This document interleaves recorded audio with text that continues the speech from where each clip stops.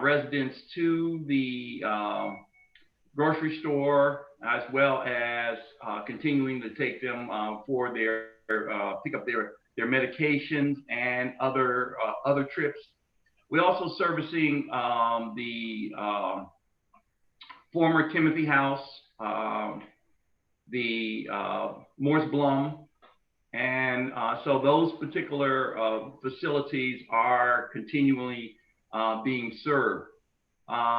We try to keep them updated in regards to food giveaways, and right now a lot of the food giveaways are happening very close to these properties, which is great, is beneficial to them.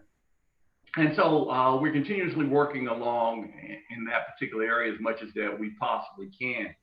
Unquestionably, we cannot get into the properties in order to meet with many of the residents, but we do what we can in regards to making sure that information is flowing into those communities. A week ago, during a Department of Aging meeting, I found out that there is going to be a new senior residence that's going to be built here in the city of Annapolis. It's going through all the proposal stages right now, and so far so good. It seems to be going to be a reality. Maybe later part of next year is when construction, once some of the other approvals get done, construction will start. This facility is going to be off of the Forest Drive corridor, or over where they classified and called it the Crystal Springs area. And so this is a major project. And quite frankly, it's going to house quite a number of seniors. So the population of Annapolis, once this project is done, will increase by a very great capacity. Some of the pushback that I was hearing in regards to this complex was it would increase traffic on Forest Drive. Well, when I sent out the message this morning to you, Mary, and I think I sent it out to the entire group in regards to the schematics of the project and so forth. And Mary, I did get your message, and I will work on trying to get that deciphered so to get to you properly. Okay? Thank you. Yeah, I don't have a Google account, and I don't want to sign up for one. So just a regular PDF file will work. Gotcha. So I'll work on getting that to you. You know, when I sent the message out this morning, the reason why I wanted to mention that and for us to keep an eye on it for particular commission or board meetings that will be specific to that particular project, because I want us, and I'll try to keep you abreast on when those come up so that we can testify. Because I think that in regards to seniors being on the road, seniors are going to be on the road between the hours of 10 and 3. That's when they're going to be going to Safeway, or they're going to be going to Grawls. If they're going to Grawls, they're going down Spa Road and they're hitting Taylor and they're going to Grawls. They're trying to incorporate an easement or a side street that would run behind the American Legion post and connect into that street. I don't remember the name of the street, but it runs behind the shopping center where the CVS. Is it Cherry Grove back there? Yes, well, yeah, it connects to South Cherry Grove. If that becomes a reality, then the seniors never even have to come on Forest Drive. They will drive straight across and be able to go to the Safeway, get to the light at South Cherry Grove. If they need to go further to the mall or someplace like that. I just don't see that being an issue. In regards from the environmental standpoint, one tree removed, another tree added. So they are trying to comply with all of the reasonable and adequate things that, from an environmental standpoint, the stormwater runoff, they're working in order to control stormwater runoff by creating a series of easy flow water flow. So it's not a straight water flow, but it's an easy water flow, which cuts out sediment and all other things that would possibly go into Back Creek or Back Creek. Hillary, Back Creek? It's Crab Creek on one end there. Yeah. Let's see. I was just looking at the map, sorry. Yeah, it's Crab. I think it's Crab Creek there. Yeah. So in essence, to help to control sediment and other things going into Crab Creek. So I think that this is excellent, and it's an excellent opportunity. You know, in regards to some of the other pushback, you know, there has always been that whole thing about development in that particular area, and that development being 1.5 to 2 cars per household. I don't think that's going to be the case here. Very much like your property, Mary, and Ms. Judah's property. Those two, they will have a bus convenience to take them to different places, so they won't have to drive. So if and when the opportunity arises, as I said, I will let you know as I find out in regards to testimony and so forth. But I'll continue to get that information out. Mary, you have any questions? Yeah, I do, because the first issue is, what about Bay Village? You know, that's another, there are 2 of them going in, not just one. Bay Village is always the assisted living, and it has already been built. I mean, they're opening it up now. Correct. And they are proposing to put in independent living on Forest Drive across from Edgewood. So there are two of them going in at the same time. Yes. Okay. So that's absolutely correct. I think that side in that corner is county. I think that's in the county. Hillary, you can correct me if I'm wrong. Yeah, I think they have. Sorry, I was muted. I think they have annexed that piece of land into the city, but I don't know if the whole project is city or if it's city and county. It's a very strange property line or county line there. Yes. Where it goes, like where the Fawcett's building is county, but the CVS, I don't know, wait. I think the CVS is city, but then the fire station is county. So it like goes up and down in there. Yeah. But I do believe they annexed in the piece for the property that Mary Cleave was talking about. Okay. I think. Yeah. So I've been watching that, Mary, the construction of that assisted living facility. Mm-hmm. You know, Annapolis in Anne Arundel County offers such a great place for retirement, and of course we see that in the Eastport area. We see it throughout the city, that we have quite a number of professional seniors that have retired and decided this is where they are going to live and enjoy their lives. And so in essence, you know, if it was up to me, I'd rather see this type of property rather than and fair housing. So it's 2 different types of housing that I'm talking about. The fair housing is for police officers, fire, teachers, firemen, and so forth, that's affordable housing, as well as housing for seniors to enjoy this area. So yeah, there's quite a bit of opening. Assisted living facility opened up in regards to the county just outside the city, down the street from the mall about 2 years ago. And so throughout the county in many different areas as I travel, I see a lot of assisted living facilities that are growing and increasing. But the residential sections are the one that are most important.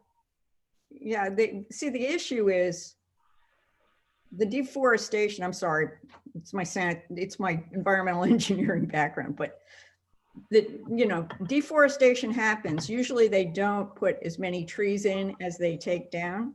Right. I know that was very true with Bay Village. I haven't seen the Providence Point plans yet, but for Bay Village, they took out quite a few trees and they weren't replaced. Okay. Gotcha. Okay. So, and, the traffic will go up. It's a lot more impervious surface, which will have a negative impact on water quality. Okay. So, I mean, those are just issues with any development that we have. You need to be advised you're trading, you're making those trades. And I know this particular project, as you all know, has been modified and reviewed for as long as in the 10 years I've been working for the city. It's come back 3 or 4 times. And I believe they've been working with former Governor Glendening, had made a series of suggestions as to how to make this an acceptable project, the big project that Wayne is talking about, the one that used to be called Crystal Springs, and is now Providence Point. Providence Point, yeah. And so like the access road that Wayne referenced was one of the suggestions from Governor Glendening. So I know that they've been working to try to come into compliance with, I believe there were 5 suggestions. Mm-hmm. So I can get you all more information on them as well. That would be great. Thank you. Just trying to think of if there's anything else. That's it. Anne Arundel County tomorrow will begin to open up a lot more. Theaters will be open. I don't know what that's going to look like as of yet. Outdoor venues will be able to hold more people. This doesn't matter to any of the 3 of us, but the places that sell alcohol will continue to close at 10 o'clock. So we normally get in and get out before 10 anyway, so it doesn't matter. We just want to get home. And so we're starting to turn that corner. The rate is really right now, as of today, it's at I think it's 2.6, 2.7, which is extremely well. That rate of infection. So, Governor Hogan and the health department has done an extremely great job. And County Executive Pittman and his health director also Mayor Buckley have done a great job in actually helping to contain and push down.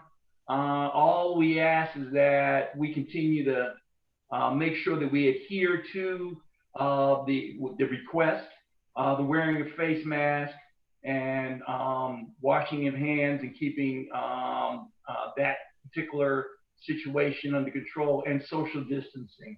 These are all things in which I continue to request, and this will help to contain and continue to push down. So I want to just continue to maintain that message in the properties. Over dates, I noticed all the residents over there wear masks, and they're not out in the hallway as much. It's like walking down the corridors of the Capitol sometimes at the Capitol. It's pretty empty over there. But it's, you know, you walk through the hallways and folk, they used to have chairs outside of their doorways. Those chairs are gone. So there's no place for them to sit and congregate, and that's in all of the facilities. And so we just have to continue to push through. I'm going to make a recommendation to the Department of Aging that in regards to the senior centers, that because I know it's not going to be long before that's going to come up. And I mean, I want to get your viewpoints on this in regards to have the seniors come according to alphabet, last name alphabet, A through F one day, F through, and then so forth and so on for the 5 days. I know that's going to be difficult in order to keep up with that type of schedule for some people because they're just going to be excited and just want to go. And, you know, going to come and show up, and then they're going to be like, okay, this is not your day. And then they're going to beg to stay. And, you know, if I'm standing at the door, I'm a sucker. So I'm like, come on in. I'll let you, don't tell your friends. But I'm going to make that recommendation to them because that could possibly be a way in which to keep down on the number of residents coming there, but yet allowing them to come back in a social distance way. Yes, ma'am. Oh, I just wanted, do you know if they're going to use the senior center as a early voting location this year? No, the early voting location will be the Pitt Moyer Center. Just Pitt Moyer. And the Pitt Moyer Center will also be the November 3rd voting place as well. Good. I was going to say, we can't reopen the senior center if it's also a polling place. Yeah. That would be dangerous. Yeah. So that's it. That's primarily all that I have. Mary, you have anything? Well, about people coming, I mean, the way we've been handling it is getting people to sign up ahead of time for a specific time rather than doing it alphabetically. That seems to be working for us. So. Okay. Explain that in regards to folk who are coming and going downstairs to the auditorium or someplace like that? Or? No, this is for guests coming in. Oh, okay. Because, you know, we've had no outside guests allowed. We got tents outside, and people can have outside visitors, but you have to make an appointment in order to make sure we don't have an overload of people, and they set up enough chairs and make sure they're disinfected in between. That's the issue. It's, you know, not only is it the time there, but also allowing adequate time for disinfection. Yes. So it's a lot of work. Well, there's no question about it. It is a lot of work. Do they take temperatures as well? Yes, screened by temperatures ahead. Gotcha. Okay. And, we're having visitors in like that outside for people in the assisted living section of the nursing home. And that's really been well received by the residents and their families.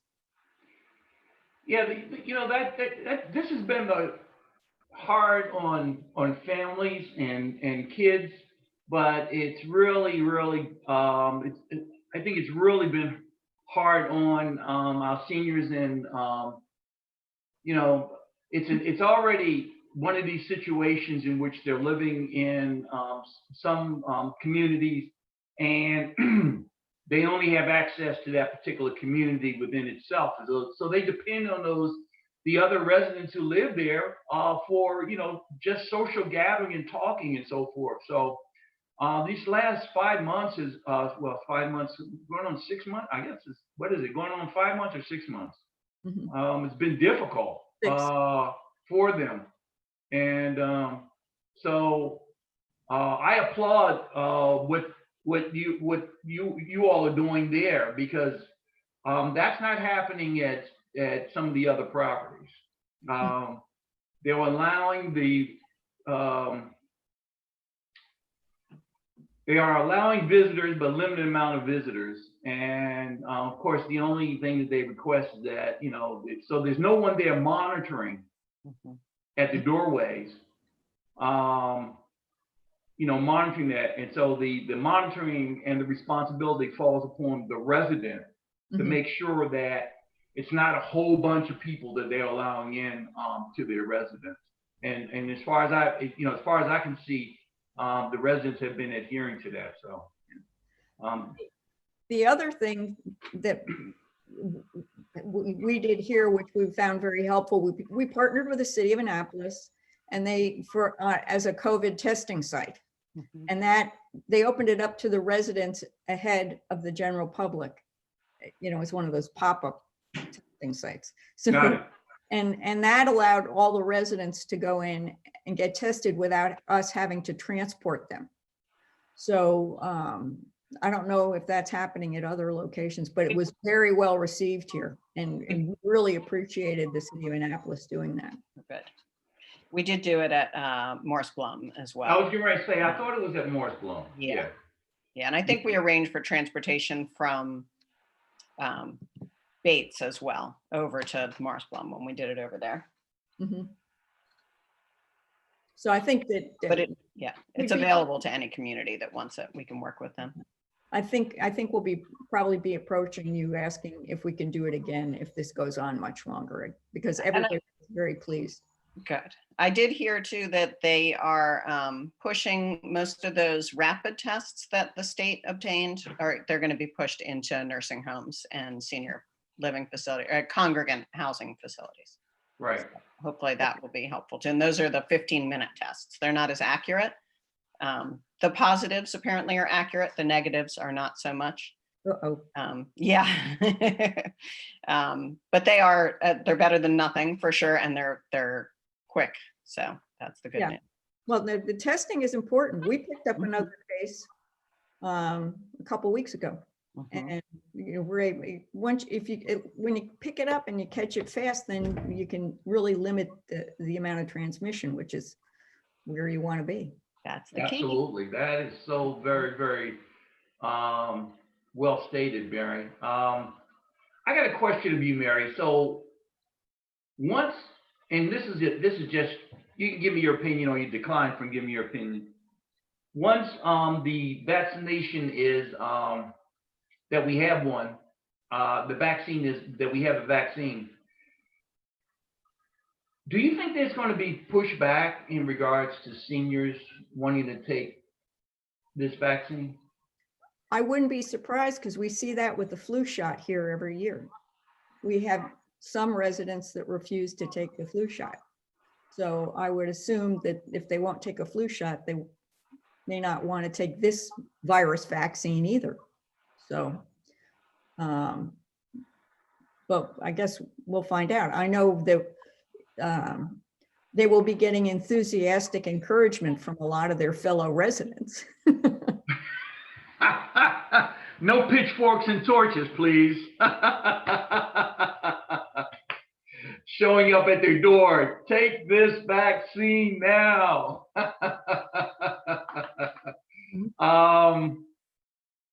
Yeah, I guess as this gets closer, we'll have to think about ways in which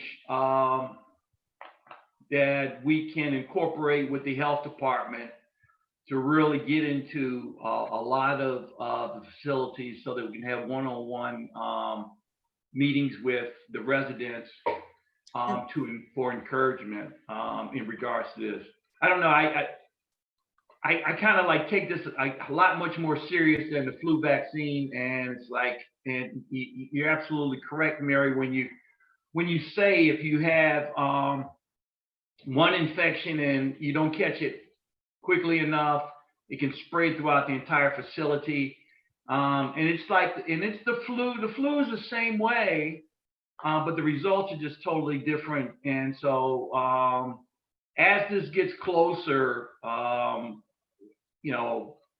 if I am still chairman of the commission and the other commission members are in favor, we're going to be making realistic tries in order to get the health department into those facilities and talk with that. And I know the city, I know Gavin, if he's still the mayor at that time, hopefully the vaccine will be here by November of next year, but I don't know.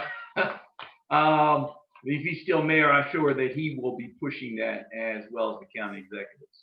Yeah, Do we and the need- county health officer is excellent, Dr. Kalyana Raman, and he's very good at working with the city as well. So I'm sure he'll be out in front of this. Mhm. Great. They are recommending that and saying that it's even more important for seniors and everybody to get a flu shot this Yeah. fall. So are we doing anything to facilitate that at all? They're Well, just, I'm sorry, go ahead, Hillary.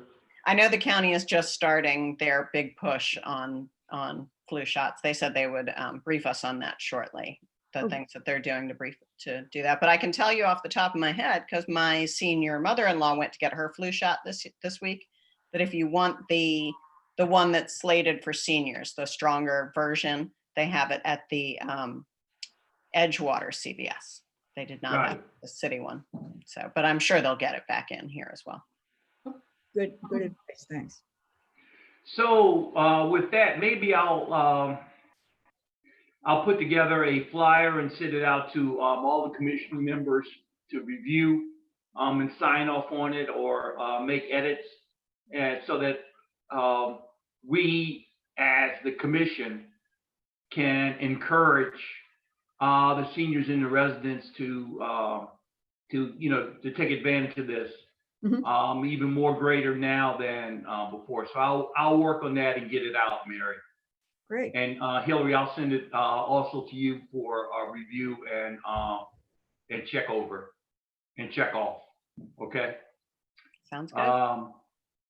I am going to be. I'll do that after. I'm going to Cancun next Friday, and I'll be gone for 5 days. And then on the day I get back, I'm going to be tested and see whether or not I have to go into quarantine for. So I may be doing a whole lot of computer work, but I need a break. I tell you, I just need to get away from. I just need to get away, some sand and some water. I got water, no sand. I got to go to some sand. So I'm looking forward to that. I have nothing else, Mary. I don't have anything. Hillary, did we have anyone else join in as far as anyone outside? Any questions or anything? Nope. We are working on getting you guys some new members though. So the council had been not reviewing new or renewals on boards and commissions since COVID started, but this month they started reviewing again. So Great. I am seeking to fill your vacancies, hopefully in the next couple of months. I Fantastic. think now more than ever, it's essential to have a full board here. Oh yes, you're absolutely positively correct, and I'm very proud of my commission members because even though they're not on like Bruce is all over the city. He's just Yeah. everywhere. I go to events and I get a tap on the shoulder and it's Bruce, and it's so I know that Mary Harris is she's down and but she's still communicating with her church members in regards to things that that they need to be. She's old-fashioned, so she's on the phone. She's not so much sending out emails, but she's on the phone and talking with them. In the same way, well, Deborah had asked to be. She took on an exercise class, and the class was scheduled at the same time as this meeting. So I said, Deborah, I'll brief you, but our members are totally involved, and so she's over there working out at Pitt Moyer Center right now. So social distancing but more than anything else, getting out and, you know, touching and being with other people. So with that, unless we have anything else, I'm going to move that we close the meeting. Excellent. Thank you. And so we'll convene again next month and keep moving from there. Hillary, thank you very much for everything that you're doing for us. Of course. Thank you all. All righty. Thank Have you. a great day, folks. Thanks, you too.